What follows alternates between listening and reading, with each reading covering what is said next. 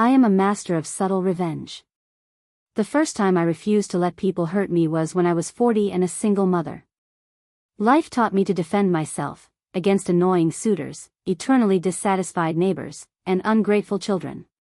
Life taught me that revenge is a dish best served cold. If you want to strike someone in their most painful place, lull their mind to sleep, make them believe you are their closest friend. They are both 25 years old. Their bodies are so hot that women turn around and follow them with their eyes. They saw me in a bar and made a bet that they could drag me into bed. They made a bet, whoever does it first will get $1,000 from the other. I decided to play along with them. In the morning, they woke up both naked in the same bed. This is what happens when you want to insult a single mother. But this is not the whole plan of my revenge.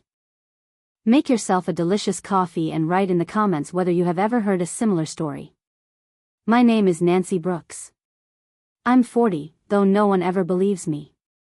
People usually guess 30, sometimes even less.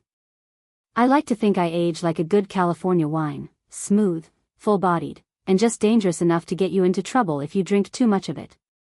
By day, I work as a nanny for Emily, the sweetest, most curious 4-year-old girl you can imagine.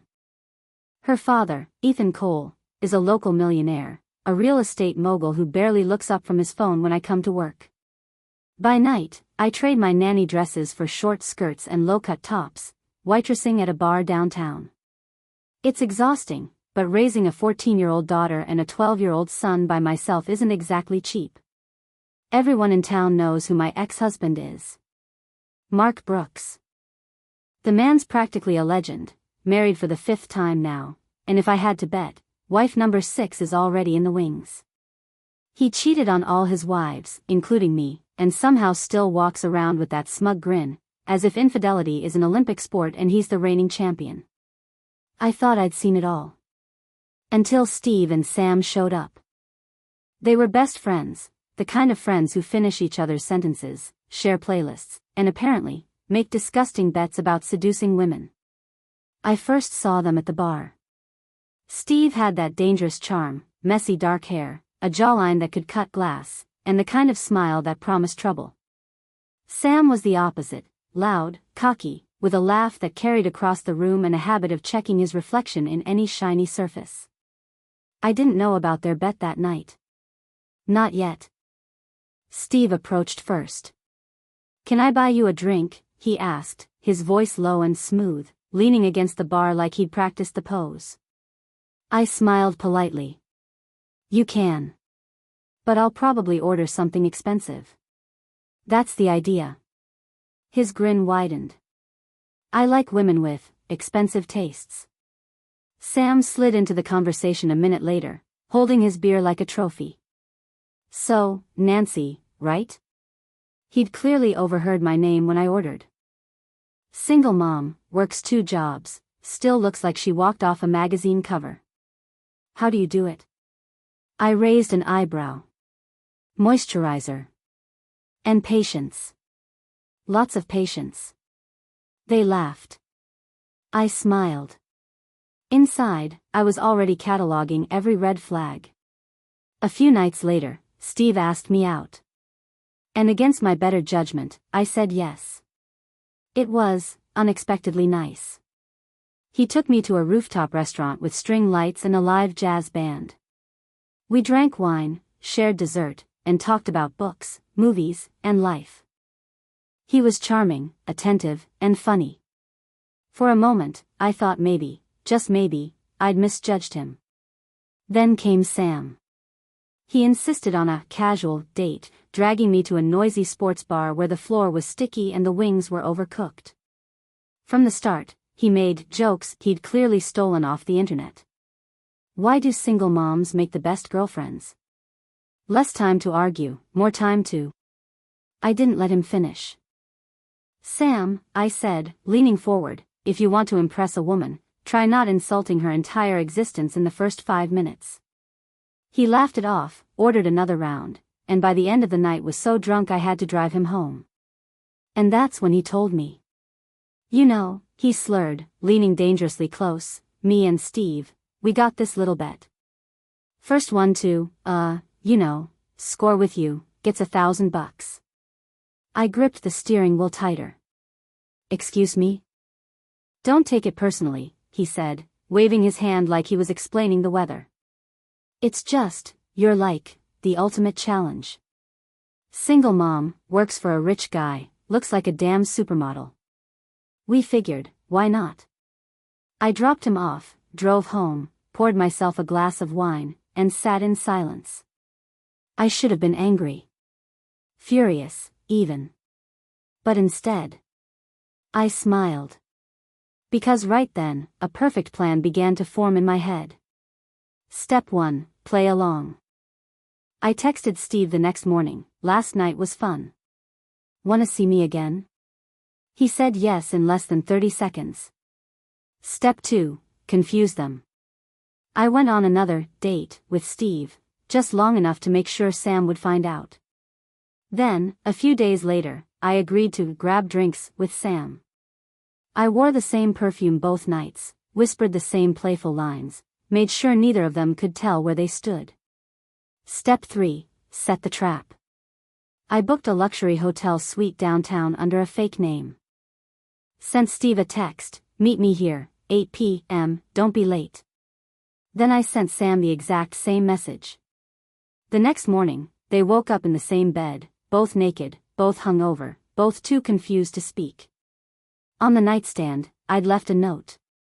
Gentlemen.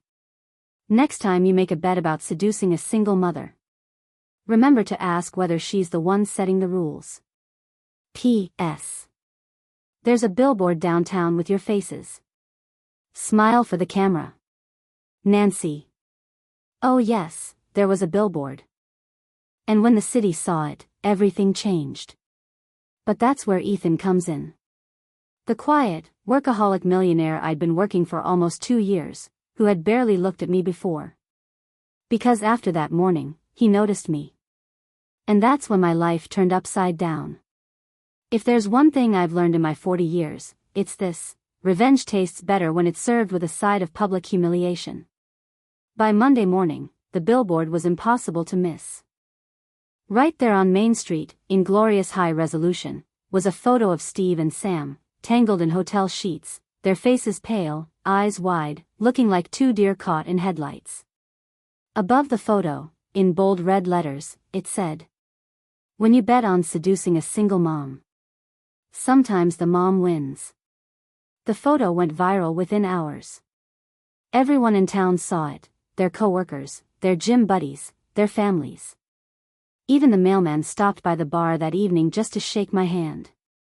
Steve and Sam became instant legends, just not the kind they'd hoped for. That Monday, I showed up at Ethan's mansion to start my nanny shift for Emily, pretending nothing had happened.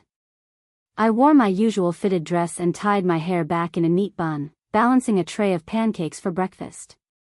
When I walked into the kitchen, Ethan Cole was standing there, coffee mug in hand, scrolling through his phone. He looked up at me. Really looked. For the first time in 2 years, I saw his gaze linger, not in a creepy way, but in that surprised, "Oh, I've been blind this whole time" way. His stormy gray eyes flicked from my face to my curves, back to my face again. Then, without a word, he set down his mug, cleared his throat, and left the room. I almost laughed into the pancakes. I'd worked for Ethan for 22 months. In all that time, he'd barely acknowledged me beyond. "Emily's lunch is in the fridge. Don't let her eat too much sugar. And, my personal favorite, thanks." He was the kind of man who seemed to exist in fast forward, always on calls, meetings, deals, deadlines. If he left a room, there was usually a gust of air behind him. But after the billboard incident, something shifted. I caught him watching me. Not in a creepy, leering way, more like he was trying to figure out a puzzle he'd been ignoring for too long. 3 days later, I was helping Emily color at the dining table when he walked past, pretending to check his emails. "Big week for you, huh?" he said casually, not looking up from his phone. I raised an eyebrow. "Oh, you've seen it." "Hard to miss," he muttered, his lips twitching like he was holding back a smile. "Half the city's talking about you." I shrugged. Serves them right. Don't make bets you can't afford to lose. For the first time ever, Ethan laughed. It wasn't a polite chuckle either, it was a deep, warm laugh that made Emily look up from her crayons and giggle without knowing why. That was the moment I saw it, the spark. And then, the staring began. I'd be reading Emily a bedtime story, and I'd feel his gaze from the hallway. I'd be washing dishes, and he'd happen to pass through the kitchen twice in 10 minutes. One afternoon, I bent down to pick up a dropped toy, and I swear I heard him drop his phone behind me. It was hilarious, and a little dangerous. Because the truth was, I'd noticed him too. Ethan Cole was every inch the cliché of a self-made millionaire. Tall, broad shoulders, always in perfectly tailored suits, the kind of man who carried power without needing to speak it. But it wasn't just his looks. It was the way he treated Emily, gentle, patient, devoted. Beneath all that control, there was warmth. Still, I didn't kid myself. Men like Ethan didn't notice women like me. Not really. Until they did. A week later, Emily's 5th birthday arrived, and Ethan threw a party that looked like it belonged on the cover of Luxury Living. A petting zoo in the backyard. A 5-tier princess cake. A magician who could have charged Vegas prices. There were balloons, music, and catered hors d'oeuvres no 5-year-old could pronounce, let alone eat. By the end of the night, the other parents had left, the kids were sugared out and sleepy, and Ethan asked me to stay. Just for a bit, he said, almost shyly. I could use an extra hand putting Emily down. Later, when I was bathing Emily and humming softly, I caught him leaning against the doorframe, watching. Not in silence. Not awkwardly. Just, observing. You're good with her, he said quietly. She's easy to love, I replied without looking up. I wrapped Emily in a towel, tucked her into bed, kissed her forehead, and whispered goodnight. When I stepped out into the hallway, Ethan was waiting there with 2 glasses of wine. Thought you could use one, he said, handing it over. Downstairs, the house was finally quiet. We sat on opposite ends of the couch, sipping wine, talking about nothing and everything, Emily, work, the ridiculous cost of kindergarten. At one point, our knees brushed. Neither of us moved away. The air between us shifted, heavy and electric. He leaned closer, close enough for me to smell his cologne, feel the warmth of his breath. For a heartbeat, I thought he'd kiss me. He didn't. Instead, he cleared his throat, stood up abruptly, and said, "Good night, Nancy." I smiled to myself as he walked away. But fate has a wicked sense of humor. Because exactly 1 week later, I spotted him from the window of a local cafe. He was sitting in his black Mercedes, parked across the street, watching me. And he was not smiling. I followed his gaze down to my own table, where a bouquet of white lilies lay across from me, brought by the handsome, perfectly dressed man sitting opposite me. I laughed at something he said, resting my hand on the table, and watched Ethan's jaw tighten when the man reached across and touched my fingers. I pulled my hand back immediately. But Ethan? He started his car. I had no idea then, but that was the moment Ethan Cole decided I was his. I should have known Ethan Cole wasn't the kind of man who waited around. By the next morning, I had a delivery at my door, a single white envelope tied with a silk ribbon. Inside was a handwritten note and a charcoal sketch of me, my face, my expression, my eyes, captured so perfectly it made my heart stutter. I see you now. And I'm not going to pretend I don't. No signature. None needed.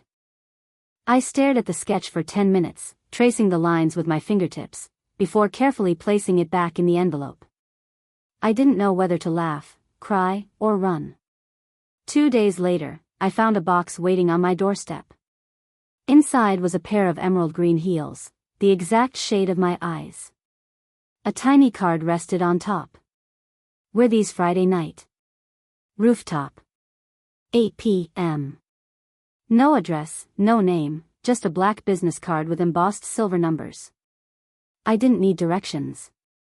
I knew exactly where he wanted me to go. Friday night came. The rooftop of the Cole Tower was something out of a dream, glowing city lights stretching as far as the eye could see, soft jazz music playing in the background, fairy lights strung across the glass railing. A private chef was preparing dinner nearby, while a bottle of vintage Bordeaux breathed on the table. Ethan stood there, hands in his pockets, waiting for me. "You came," he said, his voice softer than usual. "You gave me shoes," I replied, lifting one foot slightly. "I couldn't exactly waste them." He smiled. "I wasn't sure you'd say yes." I tilted my head. "I haven't said yes yet. That's why we're here." Dinner was exquisite, but I barely tasted it.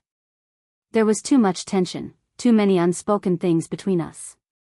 Finally, I put my fork down. "Why now, Ethan?" He leaned back in his chair, exhaling slowly. "Because I've spent 2 years too blind to notice what's been in front of me. And last week, when I saw you with that man at the cafe," he paused, jaw tightening. "I realized if I didn't act, someone else would." I laughed softly, swirling my wine. "That's not how this works, you know. I'm not a business deal you need to close before the competition swoops in." "I know," he said quietly. "But I also know I can't lose you before I've even had you." And that was the night everything changed. From then on, Ethan pursued me like a man possessed. He sent little gifts, not diamonds or cars, but thoughtful things: a book I'd once mentioned in passing, a vintage vinyl record from my favorite band, a handwritten recipe from his grandmother because I'd told him I loved cooking. He painted me again, not once, but twice. The second portrait showed me laughing, head thrown back, eyes sparkling.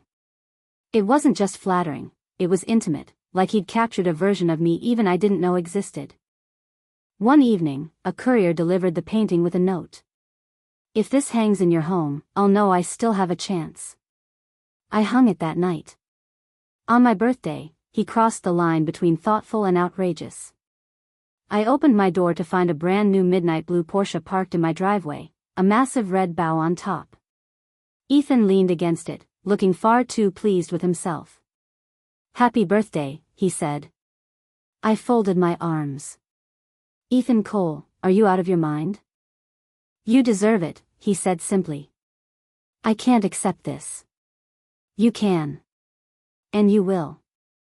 "No, I won't." We stood there in silence for a long moment, staring each other down like two stubborn teenagers. Finally, he sighed, walked up to me, and whispered, "Fine. Keep refusing the car. But don't refuse me." Before I could answer, he kissed me. It wasn't tentative. It wasn't polite. It was hungry, years of restrained longing poured into a single moment. My knees went weak, my fingers curled into his shirt, and for once in my life, I let myself fall. But life has a twisted sense of timing. Just as Ethan and I were stepping into something real, something terrifying and beautiful, the ghosts of my past came knocking. Literally. I came home one night to find Mark, my ex-husband, sitting on my porch with his sunglasses pushed up on his head and that same arrogant smirk he'd worn when he walked out on us 12 years ago. "Mark," I said flatly. "What are you doing here?" He spread his arms wide. "What, no hug for the father of your children?" "Father?" I scoffed. "You mean the guy who sends Christmas texts and calls it parenting?" "Funny," he said, leaning back casually. "Because I'm about to become a lot more involved." That's when he handed me a court summons. He was suing for custody. I stared at the papers, numb, until I saw the bottom corner, the attorney's letterhead. And that's when my blood went cold.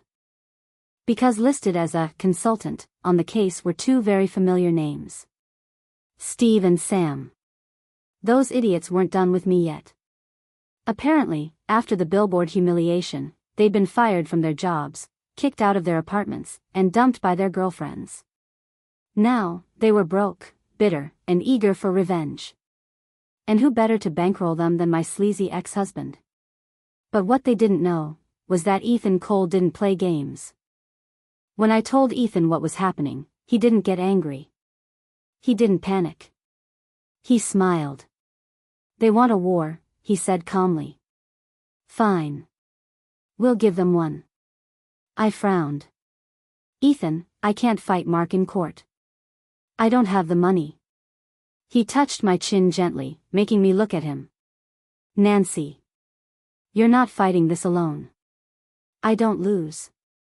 And in that moment, I believed him. Ethan Cole didn't waste time. By the next morning, his legal team, a squad of terrifyingly polished attorneys who looked like they ate corporate sharks for breakfast, had already pulled together a strategy. I sat at his kitchen island, clutching my coffee while they laid out their plan. I didn't understand half of what they were saying, but the gist was clear. Mark was about to regret ever showing up at my door. Meanwhile, Ethan leaned casually against the counter, sipping his espresso like this was just another Tuesday. Mark's petition claims you're an unfit mother, one of the lawyers explained. He says your jobs are unstable, your lifestyle is inappropriate, and the billboard incident demonstrates poor judgment. I almost choked on my coffee. Excuse me? That billboard was genius. Ethan's lips twitched. Don't worry, he said smoothly. We'll turn that into a strength. How? I asked, wide-eyed. You'll see. 2 weeks later, we walked into the courtroom. Mark strutted in wearing an overpriced suit that screamed midlife crisis, flanked by Steve and Sam, who looked like they'd crawled out of a clearance bin at a discount mall.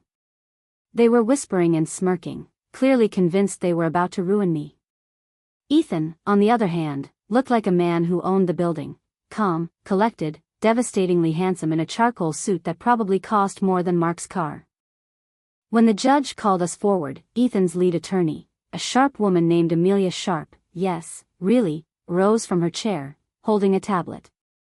Your Honor, she began, before we proceed, I'd like to submit Exhibit A. She turned the tablet toward the judge, and there it was, the billboard photo of Steve and Sam, naked, terrified, clutching bedsheets like lifelines. The courtroom erupted. Even the stenographer laughed so hard she dropped her pen. Steve's face turned crimson. Sam buried his head in his hands. Mark sputtered something about irrelevance, but Amelia was ready. On the contrary, she said sweetly. These are Mr. Brooks' key witnesses. If their credibility rests on this, shall we say, reputation, we'd like the court to take it into consideration. The judge didn't bother hiding his smile. Noted. But that was just the beginning. Ethan had dug deeper than I imagined. Amelia produced bank records showing Mark was 6 months behind on child support payments. Then she revealed that Steve and Sam had recently been arrested for disorderly conduct at a bar, complete with mugshots. Do you want me to submit these to the court as well? She asked innocently. The judge waved his hand. Not necessary. I've seen enough. Mark's attorney tried to salvage the case, but it was over. Within an hour, the judge slammed the gavel down and denied his petition for custody outright. And then, because the universe has a sense of humor, the judge added.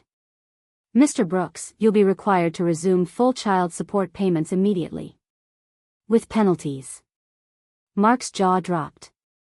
Steve and Sam looked like someone had unplugged their souls. I sat there, stunned, while Ethan leaned close and whispered. Round 2 goes to us. Outside the courthouse, reporters swarmed. Apparently, the billboard scandal had already made me local celebrity material, and now the custody drama was the next chapter in my unasked-for reality show. Steve and Sam bolted for the parking lot. Mark muttered something about talking to his lawyer and stomped off like a sulky teenager. Meanwhile, Ethan took my hand, calm as ever, and steered me toward his car. Where are we going? I asked breathlessly. Celebration dinner, he said, flashing a rare grin. And I'm cooking. Ethan Cole, the man who hadn't looked up from his phone for the first 2 years I worked for him, cooked. Well, tried to. 3 burned steaks, 1 shattered wineglass, and a small oven fire later, we ended up ordering pizza and drinking champagne straight from the bottle on his kitchen floor. It was the most fun I'd had in years. At one point, he leaned back against the cabinets, watching me as I laughed so hard I cried. "You know," he said softly, "you've turned my life upside down." "Is that a bad thing?" I teased. He shook his head slowly. "It's the best thing that's ever happened to me." From that night on, everything between us shifted. He wasn't just the elusive millionaire anymore. He was Ethan, funny, warm, maddeningly charming Ethan. We spent late nights talking on his terrace under the stars.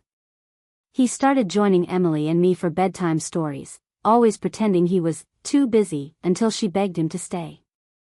He even learned how to braid her hair, badly, but adorably, just so he could spend more time with us. The walls he'd built around himself began to crack, one laugh, one touch, one shared secret at a time. And then came the night on the penthouse roof. He'd set it up himself, string lights, candles, soft music, the works. "Nancy," he said, standing there in the glow of the city skyline, "I need you to know something." I swallowed, my heart pounding. "What?" "I've waited too long to say this. And I'm done waiting." He stepped closer, cupped my face in his hands, and kissed me like he'd been holding back for a lifetime. When we finally pulled apart, breathless, he whispered, "You're mine. And I'm yours. I won't let anyone take you from me." For the first time in years, I felt safe. But the universe wasn't finished testing us yet. Because Steve and Sam weren't done either. And their next move was going to hit where it hurt most. If I had learned anything from the past few months, it was this: just when you think the storm is over, someone lights another match. Steve and Sam weren't just humiliated, they were obsessed. After losing their jobs, their apartments, their dignity, and their $1,000 bet, they blamed me for everything. But this time, they didn't just want revenge. They wanted money. And they had the perfect partner in my ex-husband, Mark. It started subtly. I noticed strange cars parked near my house at night. Anonymous texts from unknown numbers: "You don't deserve him." A drone, yes, a literal drone, hovered over my backyard while I was drinking coffee one morning. At first, I brushed it off. But when I caught Sam lurking outside Emily's school with a camera, I knew this was no longer harmless. I told Ethan. He didn't say a word. He didn't raise his voice, didn't curse, didn't threaten. He just smiled. And whenever Ethan smiled like that, someone was about to regret their life choices. 3 nights later, Steve and Sam thought they were geniuses. They'd convinced Mark to file a fraud complaint against Ethan, claiming Ethan had used his wealth and influence to manipulate a custody case. The plan was simple: shake Ethan down for a huge settlement in exchange for dropping the fake charges. What they didn't know was that Ethan had been watching them the entire time. Literally. Turns out, the same anonymous drone I'd seen in my backyard wasn't theirs. It was Ethan's. He'd installed cameras, trackers, and even hired a private investigator before I'd said a word. By the time Steve and Sam showed up at Ethan's office to negotiate, Ethan was ready. I'll never forget walking into that room. Steve and Sam were sitting there looking smug, Mark slouched in the corner like a third-rate villain from a bad soap opera. Ethan leaned casually against his desk, calm as ever, while his head of security, a 6'5" ex-Marine named Grayson, stood silently by the door. "Gentlemen," Ethan said smoothly, "you wanted to talk." Sam leaned back in his chair, smirking. "We've got information. Valuable stuff. Custody fraud, tampering with evidence. You pay us 200 grand, we disappear." Ethan raised an eyebrow. "Is that so?" Steve grinned. "Or we go to the press. Imagine the headlines: millionaire buys off judge to keep nanny's kids. Bet the shareholders would love that." Ethan chuckled softly. "Interesting. Because I imagined the headlines differently." He pressed a button on his desk, and a giant screen behind him flickered to life. On it played high-definition footage of Steve and Sam breaking into Ethan's private files, bugging my house, and, my personal favorite, recording themselves bragging about their master plan while drunk at a bar. Sam went pale. Steve swallowed hard. Mark muttered something that sounded like, "Oh, crap." Ethan walked slowly toward them, his voice calm but razor-sharp. "You three have exactly two options. 1, I hand this footage to the police. With your priors, you'll be lucky to get community service instead of jail time." He paused deliberately. "Or 2, you disappear. Permanently. Leave Nancy, leave her kids, and leave this city. Today." Silence. Mark was the first to break. "Fine," he spat. "We're gone."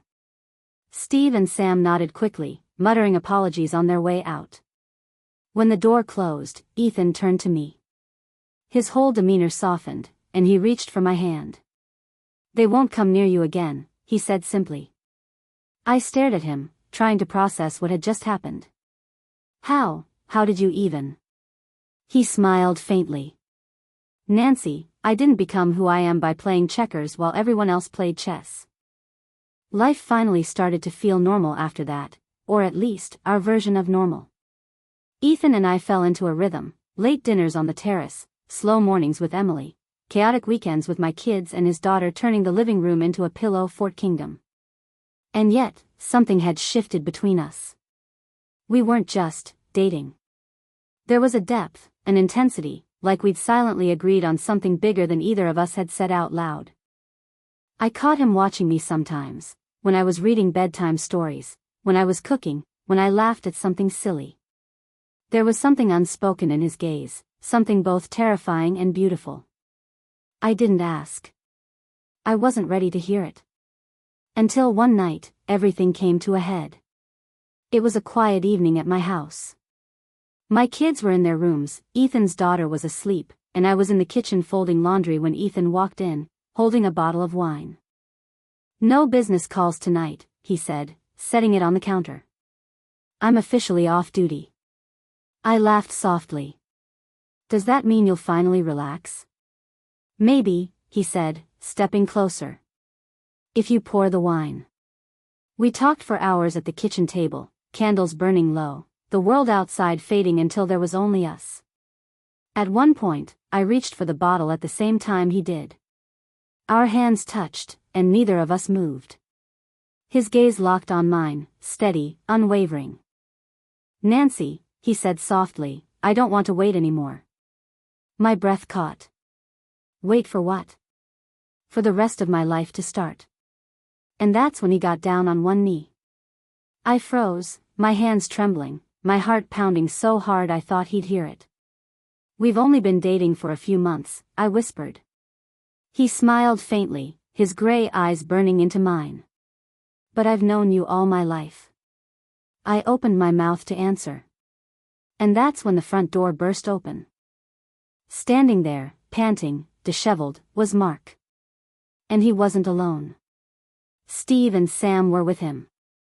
And this time, they weren't here to talk. I always thought climactic moments were supposed to feel cinematic, slow motion, dramatic music, everything crystal clear. Reality? Not so much. Mark stood in my doorway, sweaty and wild-eyed, with Steve and Sam flanking him like two particularly stupid guard dogs. The three of them looked less like dangerous criminals and more like a failed boy band on their reunion tour. Ethan, still kneeling with a ring box in his hand, didn't even flinch. "Gentlemen," he said calmly. "If you're here to rob me again, you should know the last attempt didn't go well for you."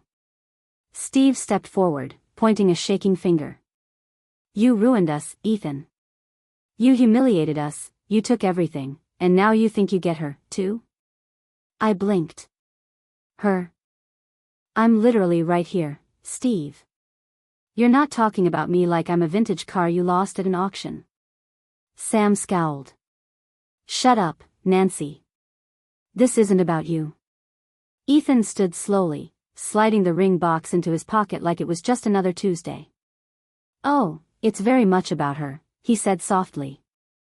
"And the three of you are about to make the worst mistake of your lives. Again." Mark barked out a laugh. "What are you gonna do, Ethan?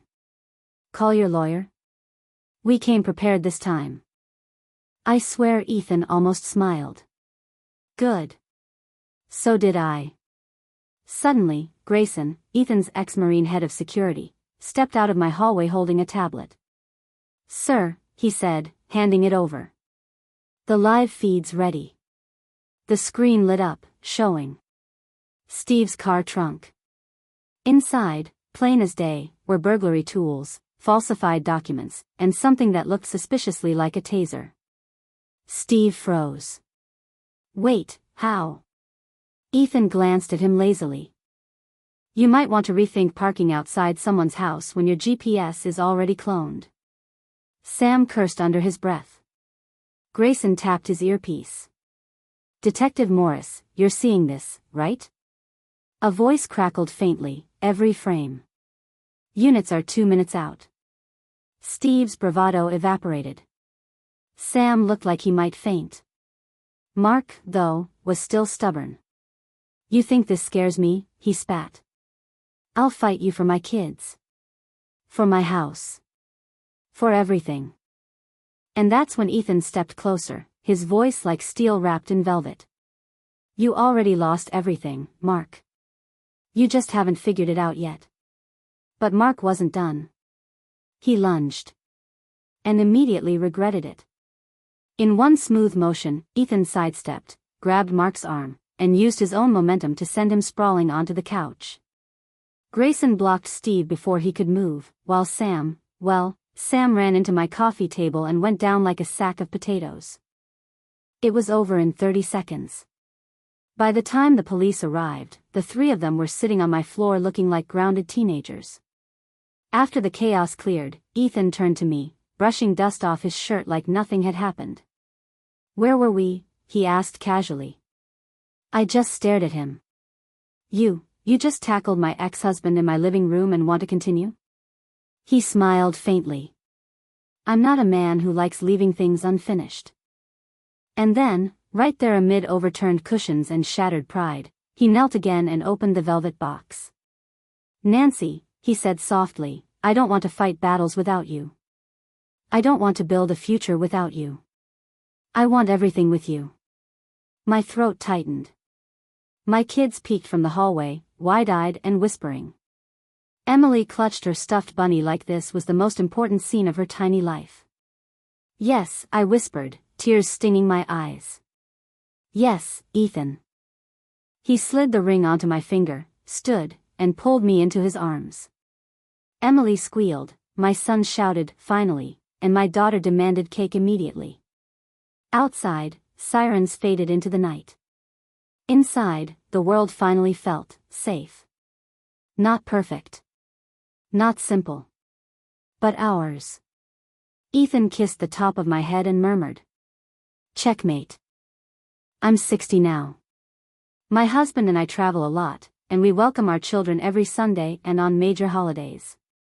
But that subtle revenge gave me a reputation throughout the entire town. If someone wants to teach their offender a lesson, they come to me for advice. If only you knew the story spinning in my head. Soon I'll be able to write a book about how to put people in their place and never let them cross your boundaries. It doesn't matter if they're your lovers, friends, or children. Karma will help you with that.